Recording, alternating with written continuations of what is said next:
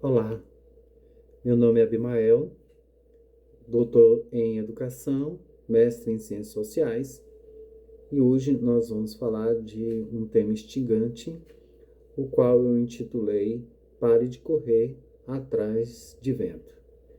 Lendo Eclesiastes 2:11, acabou me vindo uma ideia de escrever sobre este tema.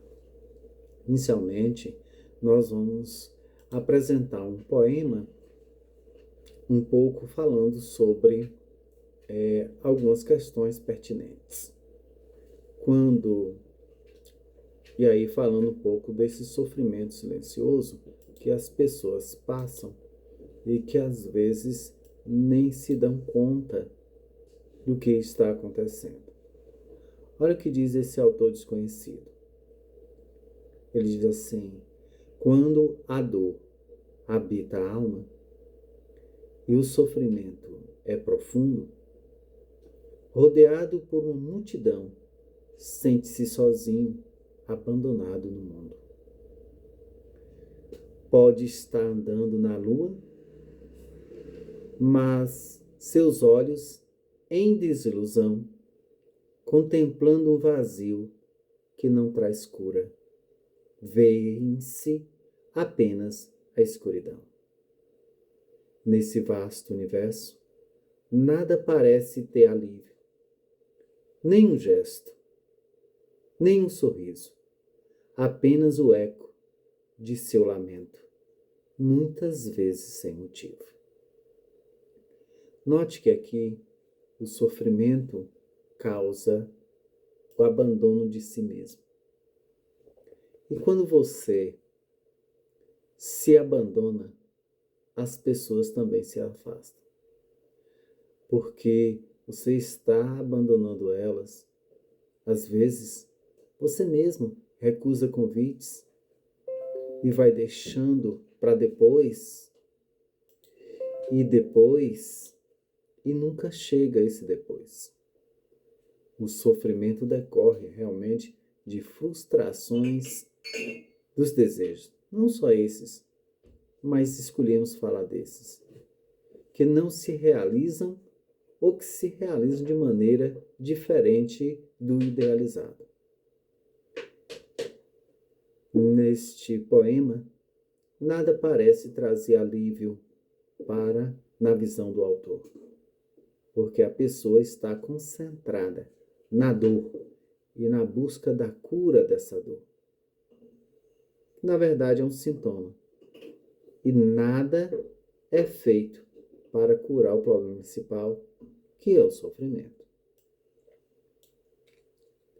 Bem, pensando nisso, é que eu me questiono. Vocês já observaram que a vida é sazonal? Que um dia você está bem, feliz, alegre, satisfeito. No outro dia você pode estar triste, com medo, sem reação. Para alguns, isso ocorre na área financeira. Para outros, na área da saúde física. Para outros, na área afetiva. É o que muita gente diz, cheia de altos e baixos. E, portanto, sazonal. E o que todos buscam num ambiente sazonal? É claro, a estabilidade. Para alguns, a estabilidade é um sonho. Para outros, é um desejo. Mas existem aqueles que se acostumaram com esse movimento e se preparam para cada uma das fases que se sucedem. Há um exemplo disso, claro, no texto bíblico, quando José, o hebreu, prevê 7 anos de fartura e 7 anos de escassez ao interpretar o sonho do faraó. Está lá em Gênesis, capítulo 41. O que ocorre é que, por circunstâncias diferentes, às vezes miséria, às vezes riqueza, às vezes fome, às vezes êxtase, as pessoas não se preparam nem para os momentos de fartura e muito menos para aqueles momentos desfavoráveis. Trata-se aqui de uma alternância do ser e não ser, do estar e não estar no mundo. Hoje se tem, amanhã não. Hoje se tem dinheiro para comprar, amanhã passa por privações. Hoje está empregado, amanhã procurando emprego. Hoje está feliz, amanhã está triste. Esse movimento de ter, não ter, ser, não ser, é o que os espíritas chamariam de vicissitudes que compõem o mundo de provas e expiações, instituídas aí pela criação para que o homem avançasse em inteligência, sabedoria, mas também crescesse no aspecto moral. Diante dessa alternância, cada pessoa se comporta de um jeito. Alguns desenvolvem estratégias eficazes de enfrentamento dessa dinâmica, outras se contraem, se escondem, quando não adoecem a si e aos que estão à sua volta.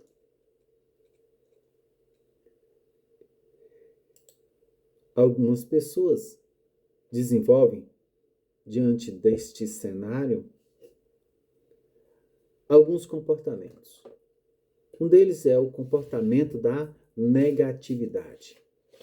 Aquela pessoa que é ranzinza, que murmura o tempo todo, vivem reclamando para quem nada está bom. O mundo precisa ser reformado para eles, ao seu modo, no seu tempo.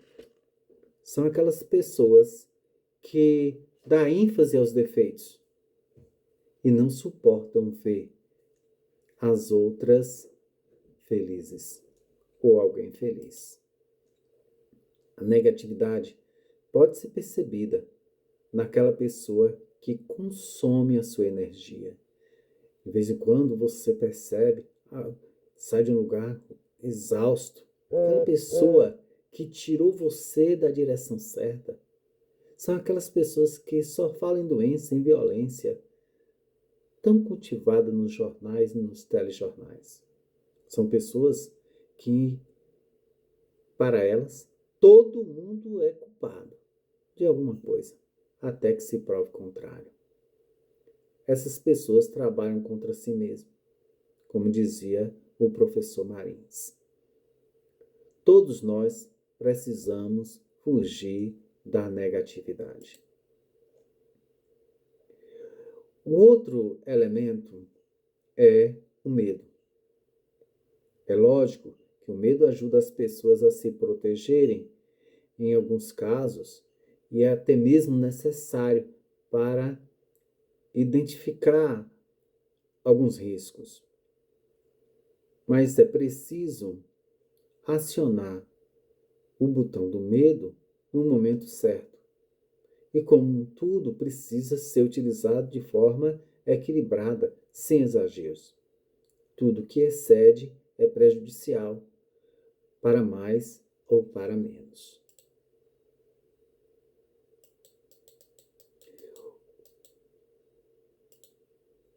O medo, ele surge como uma reação, como um comportamento. É o medo de fracassar, é o medo de se envolver, é o medo de se comprometer.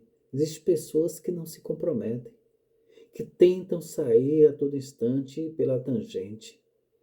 Medo que os outros vão falar, medo de não ser aceito, o medo de se machucar, o medo de ser enganado ou de se enganar, o medo de não ser amado, medo de tudo. Muitas vezes, porque a pessoa não confia em si mesma e não consegue ler as evidências que a realidade apresenta. São aquelas pessoas que se recusam a enxergar os fatos como eles são e acabam fantasiando.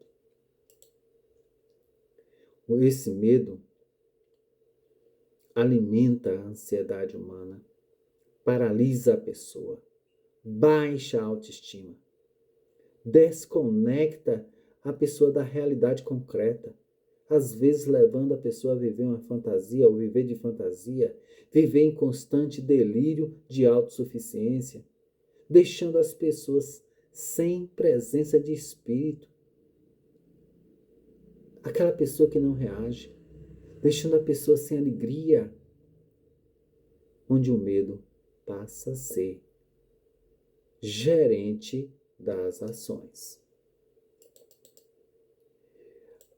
Aí é preciso então que as pessoas comecem a perder um pouco o medo. Às vezes a gente tem, por exemplo, o medo de perder a pessoa amada. E esse medo pode deixar a gente sem reação, sem ação, paralisada, incapaz de enxergar com os próprios olhos as evidências que estão à nossa frente. Todo mundo vê e você também vê, mas você não quer enxergar. Você sempre acha um jeito de relevar, de achar que o outro está com inveja de você, ou que o outro está lhe dando um má conselho. Então é preciso, neste exemplo, entender até que ponto é você que está com o medo excessivo ou a pessoa que está lhe puxando para trás. Por outro lado, é preciso falar um pouco sobre a inveja. É outro elemento, é outro comportamento próprio das pessoas diante dos altos e baixos da vida.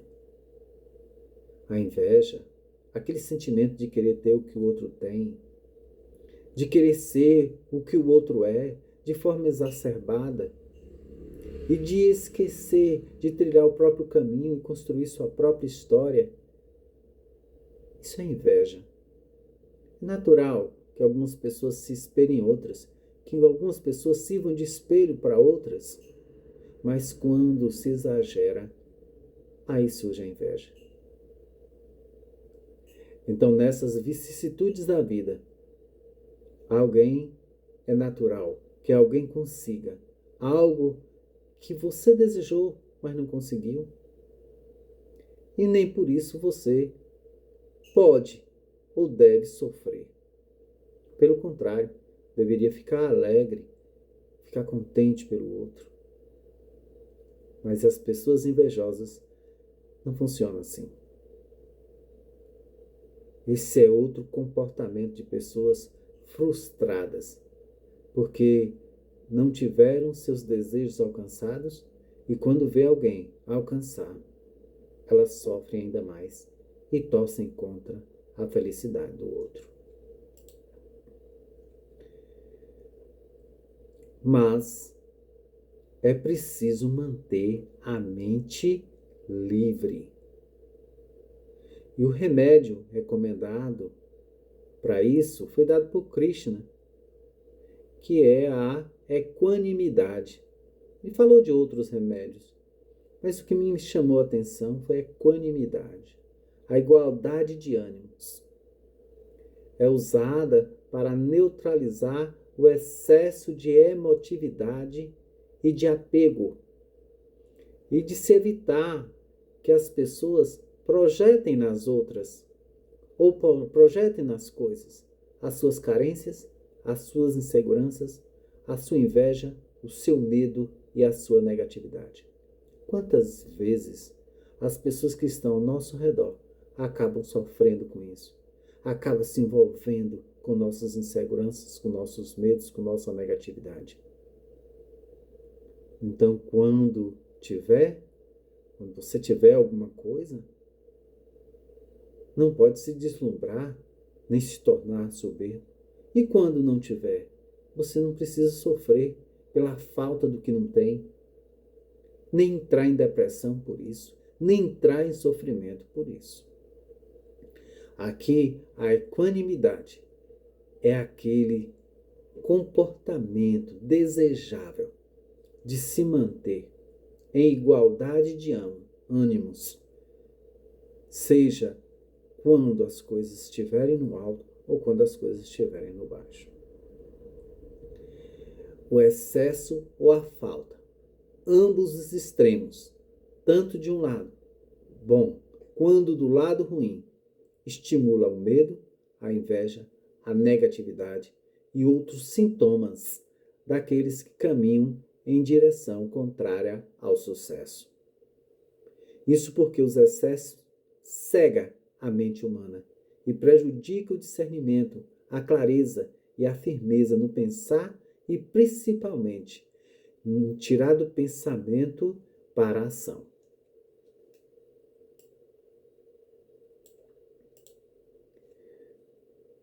Muita gente perguntaria: as vicissitudes, as provas e expiações não seriam bom para as pessoas aprenderem ou adquirirem saberes? Aí eu me pergunto, o que você aprenderia com? Hoje você não tem um namorado? Sofre de um jeito. Amanhã você não tem uma comida? Sofre de outro jeito. Hoje você tem um carro simples, amanhã aquele carro não lhe satisfaz mais. Você quer um outro que nunca fica satisfeito com esse outro. Isso acontece por quê? É porque você é gerenciado pelos seus desejos que nunca se saciam? Não são satisfacientes? Ou só Deus preenche o seu vazio? O que é que você terá aprendido com isso? Eu poderia antecipar a resposta e dizer nada. Você não terá aprendido nada. Por quê? A pessoa, eu, você, qualquer pessoa, se concentrou no carro que queria, no namorado ou namorada tão indesejada, na comida que estava lhe faltando, se concentrou naquilo que supriria o seu desejo. Claro, quem não pensaria isso? Enquanto, na verdade, deveria ter se concentrado no entender o porquê você sofre, o porquê daquele vazio que não é preenchido. Em outras palavras, por que você sofre por não ter contigo aquela pessoa idealizada que você sempre sonhou e ficou e fixou em sua cabeça como um padrão ideal? Por que você sofre com isso? Essa é a pergunta que deve se fazer a si mesmo. Explique então para você mesmo as razões e o motivo do seu desejo de ter ou de ser e veja se os padrões que você elegeu estão dentro de um quadro de expectativas realistas ou mais uma vez você está fantasiando. Nesse momento, então, é preciso reconhecer que a causa de seu sofrimento é o desejo ou são os desejos que você mesmo instalou em si e do qual não consegue desapegar de jeito algum. Isto é, você precisa se libertar. Se liberte. Vivemos numa sociedade em que as pessoas estão escravas dos seus próprios desejos. Ainda mais quando potencializado pelas redes sociais, pelas mídias escritas ou faladas e pelas ideologias vinculadas nas diversas mídias, nas novelas, nos filmes, nos jornais e muito mais. E é em nome desses desejos que se gerenciam a nossa vida. As pessoas mentem, enganam, matam, roubam, discriminam, cometem todo tipo de desrespeito e atrocidade para satisfazer os seus desejos. Dessa forma, a sociedade está dividida entre aqueles que podem e aqueles que não podem realizar seus desejos. E neste exercício de poder, muitos buscam o domínio um dos outros pelo simples desejo e pelo exercício do poder. Nem que para isso se implemente diversos tipos de violência consigo mesmo e com os outros. As pessoas conseguem se violar a si próprio.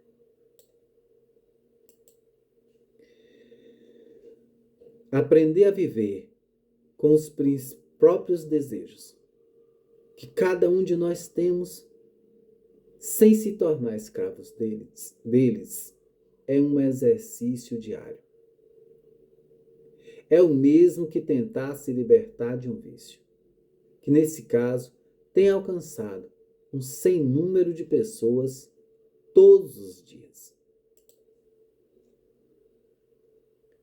Vícios como o álcool, o cigarro, drogas ilícitas e ilícitas é muito comum, mas neste vídeo é preciso alertar sobre outros vícios.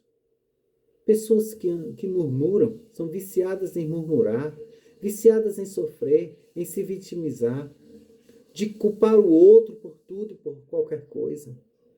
O vício da inveja, da negatividade, do medo. Enfim, o vício de satisfazer os desejos acima de tudo e de todos. É preciso entender e exercitar que nem sempre e nem todos os desejos serão realizados. E é preciso, então, trocar o desejo por querer, mas não qualquer querer, aquele querer em que, se não deu certo, se não foi alcançado, você vive em paz, com serenidade e ânimos equilibrados. Assim, vai seguindo a vida. Você deseja com tanta determinação, pede com tanta fé, e quando consegue, aparece a dúvida se realmente fez o certo.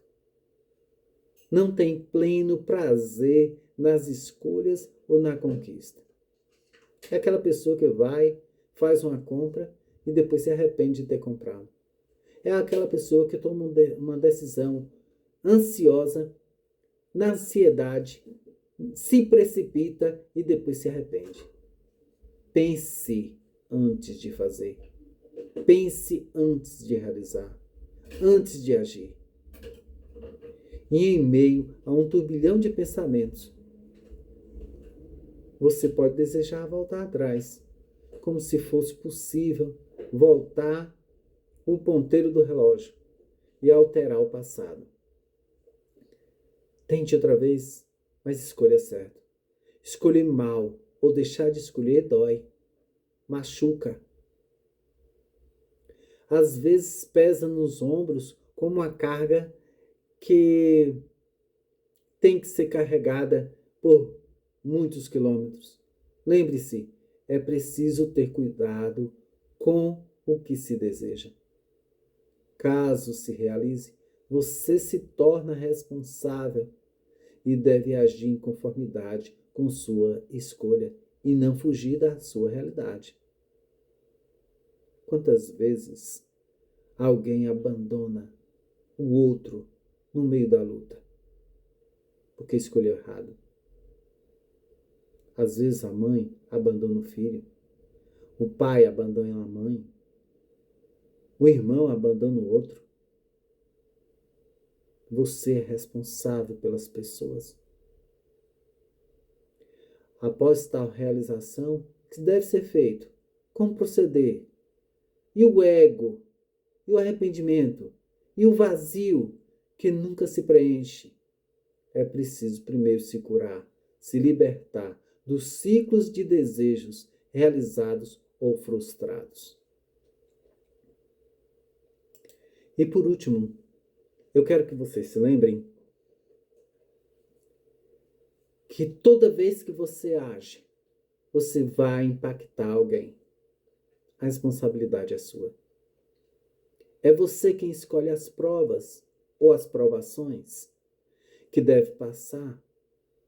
E cada vez que você escolhe, não consegue superar e não consegue superá-las devidamente, elas vão voltar. Podem voltar com outras pessoas, em outras situações ou situações similares. Até que um dia você consiga quebrar o ciclo que você mesmo construiu. E por isso o problema nem sempre estará no outro. Observe a sua vida e os padrões que se repetem. A próxima prova pode ser mais difícil e dolorida, ou mais fácil e feliz. Depende de você fazer a escolha certa. Marque o X no ponto certo. Você é capaz. Até a próxima.